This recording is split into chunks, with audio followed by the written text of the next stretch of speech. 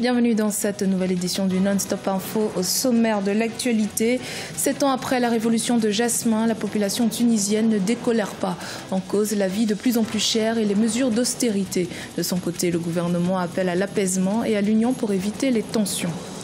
Le Rwanda et la Chine s'engagent à renforcer leur coopération. En visite samedi 13 janvier à Kigali, le ministre chinois des Affaires étrangères a salué les bonnes relations des deux pays. Et puis, secoué depuis 2 ans par des mouvements d'humeur, le climat social demeure tendu au Burkina Faso. Le gouvernement, qui consacre la moitié de ses revenus, a payé ses 200 000 fonctionnaires, a entamé des négociations avec les syndicats. En Tunisie, 7 ans après la révolution de Jasmin, une révolution provoquée par un profond malaise social. La contestation ne cesse de progresser. Le président Béji Caïd Essebsi appelle à l'apaisement et promet de nouvelles mesures en faveur des plus démunis. Les précisions avec Aïssatou Diamanka-Besland. Tunisie, 7 ans après la révolution, le pouvoir opte pour l'apaisement. 14 janvier 2011, 14 janvier 2018, 7 ans que la contestation sociale qui avait enflammé le pays naissait à travers une grogne sociale. Une contestation qui avait provoqué la destitution du président Zine El Abidine Ben Ali. Ce fut ainsi l'avènement de la révolution du Jasmin. Aujourd'hui, jour d'anniversaire de la révolution, le pays fait face à une crainte d'une nouvelle révolution. En effet, depuis ce lundi 8 janvier, les Tunisiens en colère ont repris le chemin des manifestations. Bilan, 70 policiers blessés lors des heurts, près de 800 personnes arrêtées et un manifestant qui a perdu la vie lors des échauffourées. Pour apaiser les contestations, le président Béji Caïd Essebsi promet des mesures sociales. Le climat social et le climat politique ne sont pas bons en Tunisie. La situation reste positive, nous sommes capables de maîtriser les problèmes.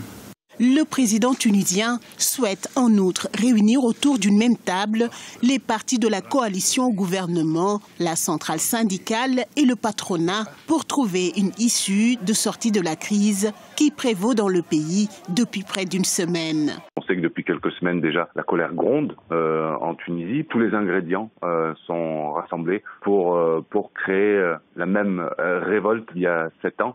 Cette date est d'autant plus symbolique qu'aujourd'hui elle correspond à l'annonce du président de prendre des mesures très claires pour répondre aux revendications du peuple qui sont des revendications avant tout du pain. C'est une étincelle qui peut se propager et devenir un incendie. Donc je crois que le président a compris toute la mesure de cette contestation. A rappelé que l'adoption de la loi de finances 2018 tant décriée et qui impose une austérité aux Tunisiens a mis le feu aux poudres. Le gouvernement prévoit d'augmenter les allocations sociales, revoir le plan logement, instaurer une couverture maladie universelle ou encore un minimum retraite. En Afrique du Sud, le Congrès national africain a conclu une semaine de célébration pour son 106e anniversaire ce samedi 13 janvier. Pour le discours de clôture, le nouveau président du parti, Cyril Ramaphosa, promet d'unifier l'ANC. Cheikh Omar Bandaogo.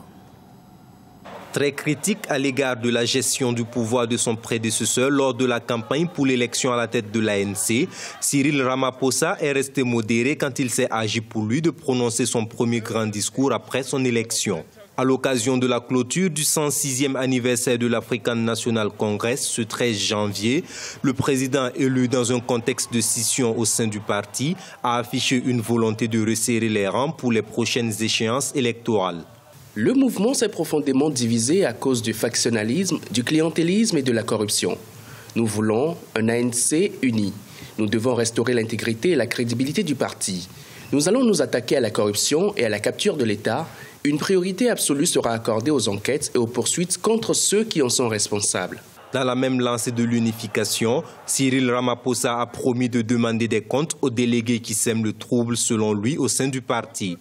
Bien qu'en position de force, il a évoqué la question de corruption sans pour autant s'attaquer frontalement à l'actuel président Jacob Zuma. Je crois que Cyril Ramaphosa, maintenant qu'il a pris les mallettes de l'ANC, qu'il est presque assuré d'être le prochain président, il se dit qu'il vaut peut-être mieux faire attention de ne pas trop payer justement un discours clivant qui va diviser encore plus en fait son parti.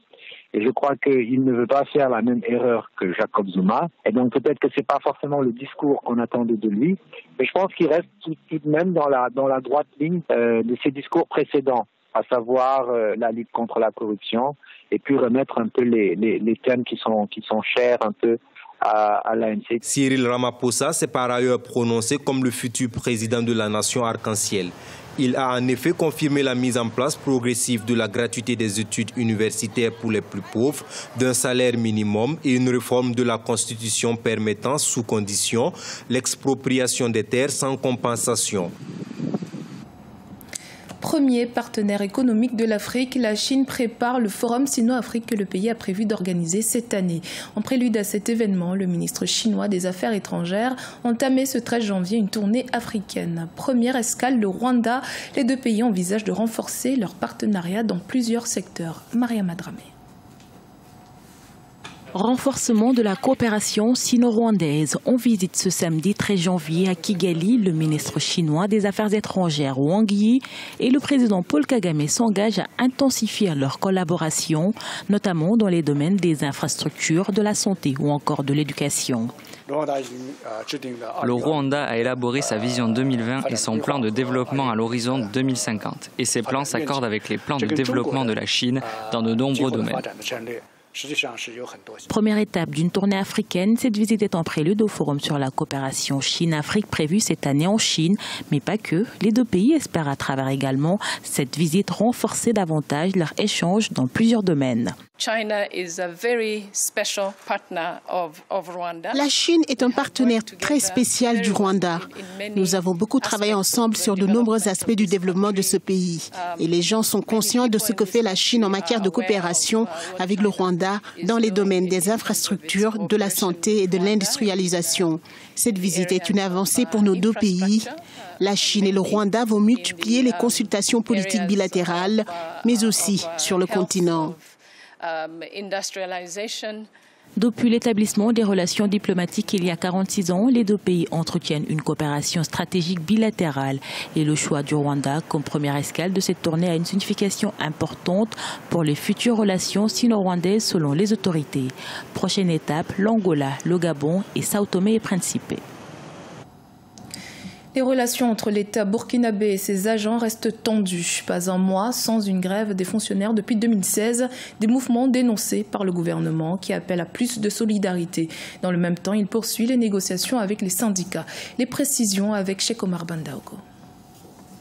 48 heures, 72 heures, une semaine et même deux, avec des durées qui varient selon les initiateurs, les grèves au Burkina Faso se sont multipliées depuis maintenant près de 2 ans. Le 10 janvier 2018, les syndicats de l'enseignement étaient dans la rue pour réclamer la satisfaction de leur plateforme revendicative. Un mouvement parmi tant d'autres. Tout le monde sait que nous avons dû traiter avec le syndicat de la douane.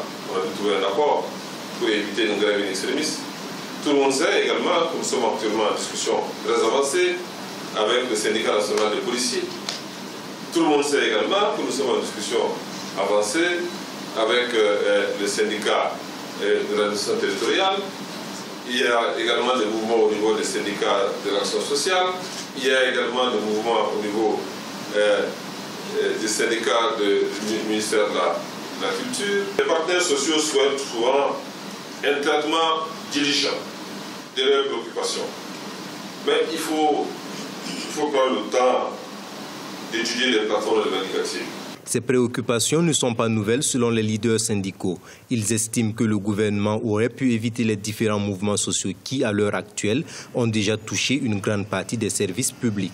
Bien avant les élections présidentielles, le mouvement syndical a envoyé une adresse à l'ensemble des candidats, répertoriant l'ensemble des préoccupations du monde syndical à tous les candidats.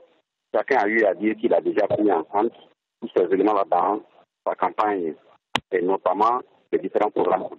Lors de son discours à l'occasion du Nouvel An, le président du Faso, Roch-Marc Christian Kaboré, dans l'objectif de résoudre la question de la grogne sociale, a annoncé une réforme du système de rémunération des travailleurs de la fonction publique. À la suite de quoi, la création d'un haut conseil du dialogue social a aussi été annoncée. Mais ce dernier est très critiqué par les syndicats qui y voient une institution de trop. C'était le journal de la rédaction. Merci de votre fidélité. Dans un instant, une nouvelle édition de l'actualité sur Africa 24.